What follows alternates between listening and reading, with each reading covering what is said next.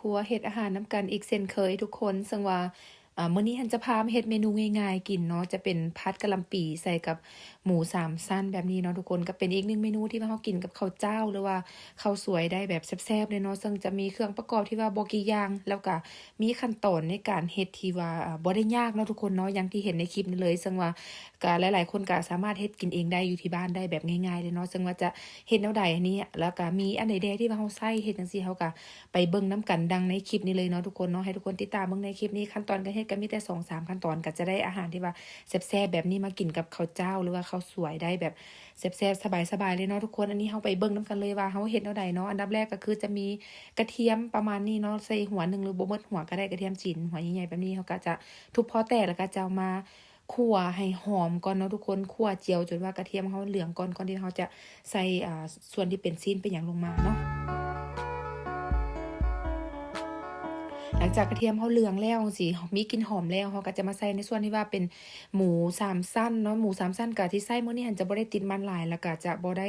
หลายปานใดน่าจะบ่ฮอดโลทุกคนประมาณ700-800 กรัมหรือว่า7-8ขีดประมาณนั้นแหละเนาะเฮ็ดค่อนข้างว่าหลายหน่อยหนึ่ง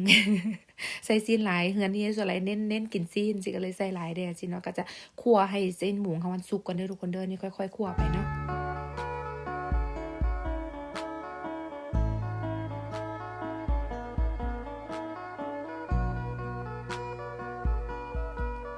ในระหว่างที่ว่าเราคั่วก็อย่าลืมเด้อทุกคนต้องได้มาค้นหรือว่ามาพลิกมาปิ้นเพื่อว่าให้ชิ้นหมูหันสุกทั่วถึงกันเนาะทุกคนเนาะเพราะว่าเวลาที่ว่าอย่างตุกไซอยู่นี่ตุกไซเป็นเตาไฟฟ้าจะบ่แม่นเตาแก๊สที่เป็นแบบเตาไฟฟูขึ้นมาก็จะสุกแค่ด้านล่างด้านพื้นสิเราต้องได้มันคนมันเปิดมันคนแบบนี้จนกว่าหมูของเราหันจะสุกเด้อทุกคน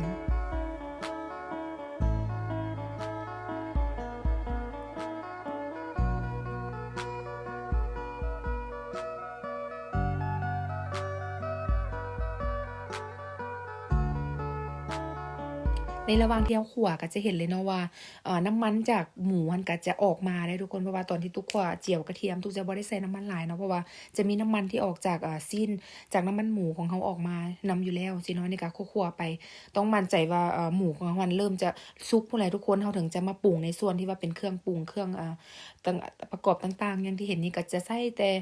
น้ำมันหอยเนาะทุกคนเนาะน้ำมันหอยซีอิ๊วแล้วก็จะมีน้ำตาลผงนัวผงรสดีแล้วก็พริกไทยเนาะทุกคนเนาะแต่ว่าซึ่งว่าในส่วนประกอบแต่ละอย่างที่ใส่ไปนี่ปริมาณจะน้อยจะหลายอันนี้ให้ทุกคนนั่นไปกะเอาหรือว่าไปซิมเอาในรสชาติของเราว่าเราเฮ็ดน้อยเฮ็ดหลายสิก็ให้ปรุงตามนั้นเนาะทุกคนเนาะแต่ว่าส่วนประกอบหลักๆที่ใส่ก็จะมีบ่กี่อย่างเท่านี้เลยเนาะที่เราเห็นใส่ในมื้อนี้เราก็จะเทลงใส่รวมกันลงไปให้หมดเลยจะคั่วรวมกันกับซีนแบบนี้เนาะ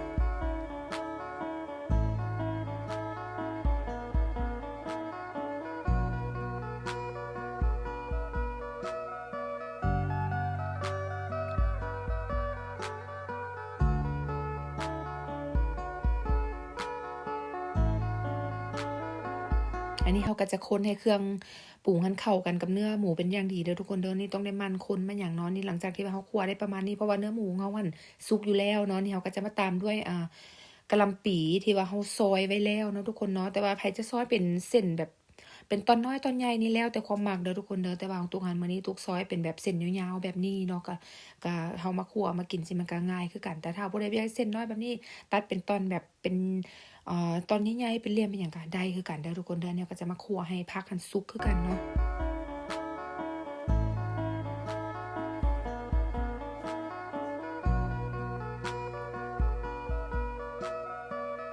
ในการคั่วผักหั้นก็บ่ได้คั่วโดนดอกทุกคนเพราะว่าเราก็คั่วให้พอผักหันยุบตัวสิก็ได้แล้วเพราะเราจะบ่ได้คั่วโดนจนว่าให้ผักหันเละเลยเนาะมันจะบ่แซ่บเลยทุกคนอันนี้คั่วพอประมาณให้ผักยุบแล้วสิผักพอกรอบๆมันจะได้กลิ่นแบบกรอบหวานสิก็ถือว่าได้ถือว่าแซ่บเนาะทุกคนเนาะนี่ก็ค่อยๆคั่วไปก่อนเนาะให้สุกทั่วกันทั้งผักทั้งซีนในทุกด้านนั่นล่ะ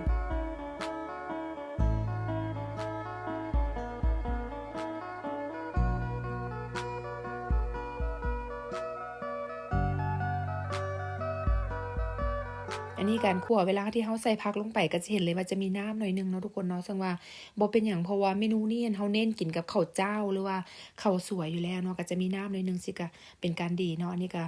ในเพื่อความมั่นใจก็จะมาซิมหน่อยหนึ่งเนาะแต่ว่าทุกครั้งที่ว่าตุ๊กเฮ็ดอาหารนั่นน่ะ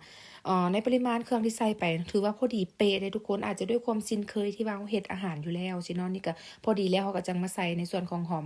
อมซอยก็จะใส่เป็นหอมบัวใบแบบนี้เนาะทุกคนก็จะคนคลุกเข้าให้พอหอมของเรามันยุบตัวนี่ก็ถือว่าได้แล้วได้ทุกคนก็ให้ปิดเตาแล้วก็ยกออกได้เลยเนาะเพราะว่าเขาจะบ่ได้คั่วจนว่าผักหอมของเรามันซ้ำหลายเดี๋ยวมันจะสีมันจะเปลี่ยนจากสีเขียวมันจะเป็นสีซ้ำมันจะเฮ็ดให้อาหารของเราบ่น่ากินสินะ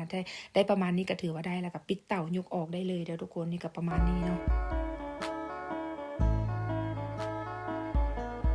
หลังจากนั้นก็คือตักใส่จานพร้อมเสิร์ฟพร้อมกินทุกคนอันนี้ก็เป็นอีกเมนูหนึ่งที่ว่าเฮ็ดได้ง่ายๆแต่ว่ากินกับข้าวแล้วก็รับรองว่าแซ่บแน่นอนเนาะทุกคนเนาะถ้าว่าผู้ใดที่ว่าคิดหยังบ่ออกเฮ็ดหยังบ่ออกมีเครื่องอยู่ในตู้เย็นบ่กี่อย่างเอาเมนูนี้ไปเฮ็ดกินก็ได้คือการรับรองว่าแซ่บแน่นอนเนาะทุกคนสำหรับคลิปนี้ก็ประมาณนี้เนาะอย่าลืมฝากกดไลค์กดติดตามกดเป็นกำลังใจกด Subscribe ให้กับเจ้าของช่องด้วยเนาะทุกคนเนาะแล้วเรามาเจอกันใหม่ในคลิปหน้า